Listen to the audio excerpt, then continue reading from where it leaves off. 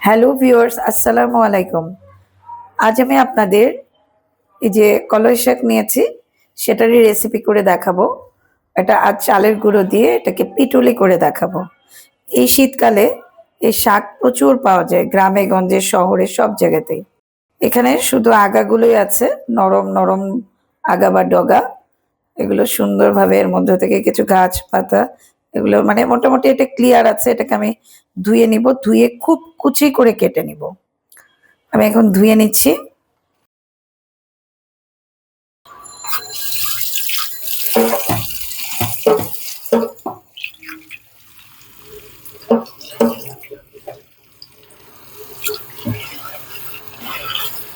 শীতকালে মাঠে একেবারে শিশির পড়ে থাকে এই শাকের উপরে। সেই সময়টায় শাক তুলতে খুব মজা লাগে।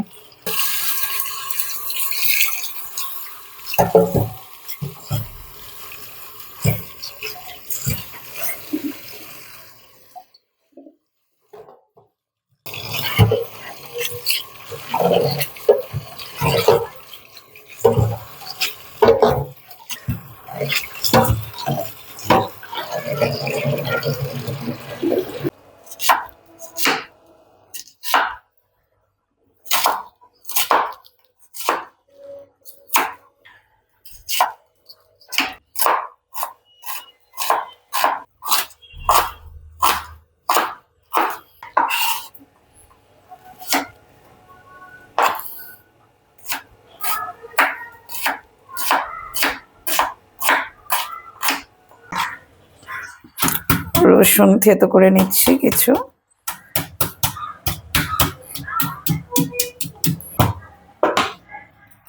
পেঁয়াজও কেটে নিয়েছে।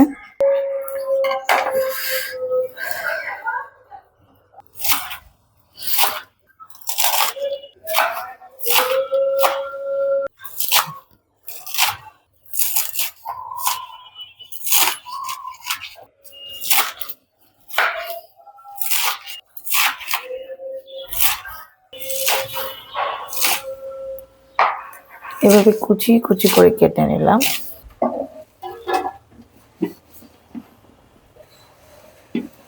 আমি একটি কড়াই নিলাম, কড়াইটা গরম করে তাতে প্রায় ৬ টেবিল চামচের মতো তেল দিলাম। আমার শাকটার পরিমাণ একটু বেশি, সেজন্য তেলটাও বেশি করে দিলাম। তারপরে এখানে প্রায়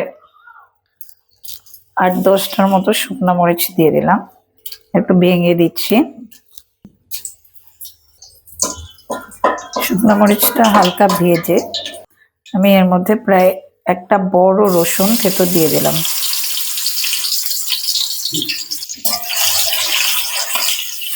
এবার রসুন আর শুকনো মরিচটা ভেজে নিচ্ছি। শুকনো মরিচ আর রসুন একটুখানি ভেজে নিয়ে হালকা ব্রাউন কালার হলে আমি পেঁয়াজ দিয়ে দিচ্ছি। দুটো বড় দেখে পেঁয়াজ দিয়ে দিলাম, শাকটা বেশি সেজন্য খুব সুন্দর একটা ফ্লেভার ছড়িয়েছে। এবার পেঁয়াজটাকেও একটু ভেজে নিচ্ছি, হালকা গরম করে নিচ্ছি। পেঁয়াজটাও একটু ভেজে নিলাম, ভেজে নিয়ে সুন্দর একটা ফ্লেভার ছড়িয়েছে। এই পর্যায়ে আমি কুচি করে রাখা শাকগুলো ঢেলে দিচ্ছি।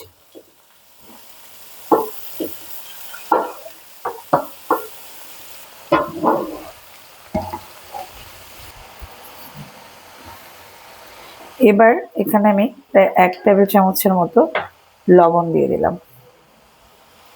আর ১ চা চামচের মতো হলুদ দিয়ে দিলাম। শাকে সাধারণত হলুদ ব্যবহার করি না, কিন্তু আজ যেহেতু এখানে চালের গুঁড়ো দিয়ে পিটুলি করব তাই এখানে হলুদ দিয়ে দিয়েছি। এবার আমি ভালো করে নেড়ে চেড়ে নিচ্ছি।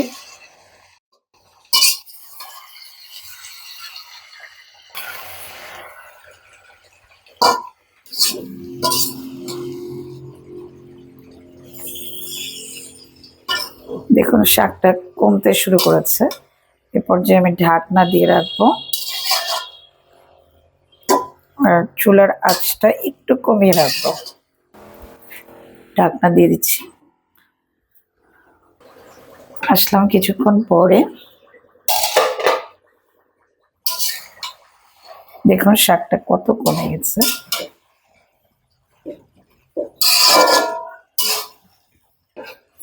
প্রচুর পানি এখনো।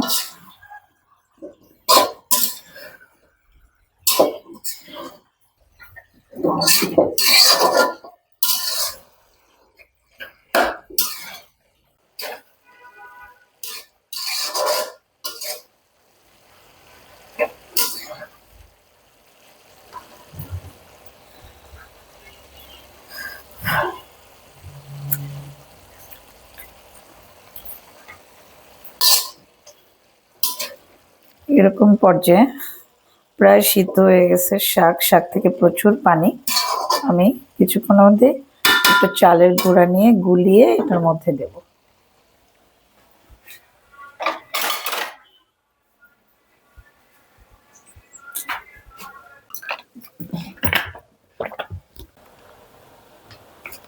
এক কাপের চেয়ে একটু বেশি পানি নিয়েছি, নিয়ে এখানে প্রায় আধা কাপের মতো চালের গুঁড়ো দিলাম, দিয়ে এবার গুলিয়ে ফেলছি। আপনাদের শাক অল্প হলে সবকিছু অল্প অল্প করে নেবেন। এই শাকটা এভাবে রান্না করলে খেতে খুব মজা লাগে, অনেকেই জানেন না এটা।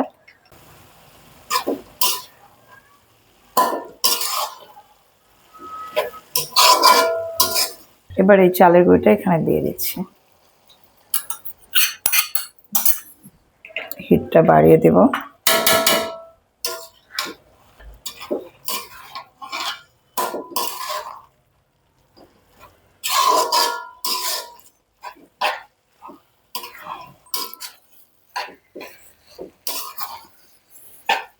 চালের গুঁড়ো দেওয়ার সাথে সাথে একটু আঠালো আঠালো হয়ে গেল।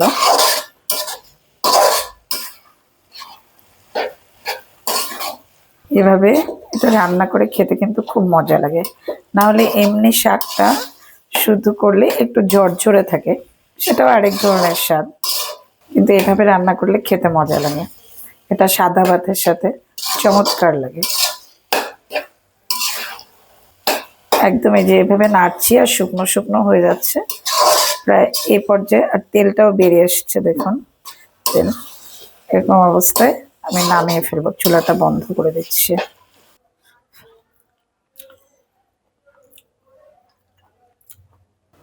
হয়ে গেল আমার কালাই শাকের পিটুলি। এটাকে অনেকে খেসারির কালাইও বলে। যাই হোক, এটা এখন আমি নামিয়ে ফেলছি। অনেকখানি হয়ে গেছে। এটা সাদা ভাতের সাথে খেতে চমৎকার লাগে। আশা করি আপনাদের রেসিপিটি সহজ এবং ভালো লেগেছে। ভালো লাগলে প্লিজ আমার চ্যানেলকে সাবস্ক্রাইব করুন ও পাশে থাকা বেল আইকনটি ক্লিক করুন। আর যারা ইতিমধ্যেই সাবস্ক্রাইব করেছেন তাদের অসংখ্য ধন্যবাদ। সবাই ভালো থাকবেন। আল্লাহ হাফেজ।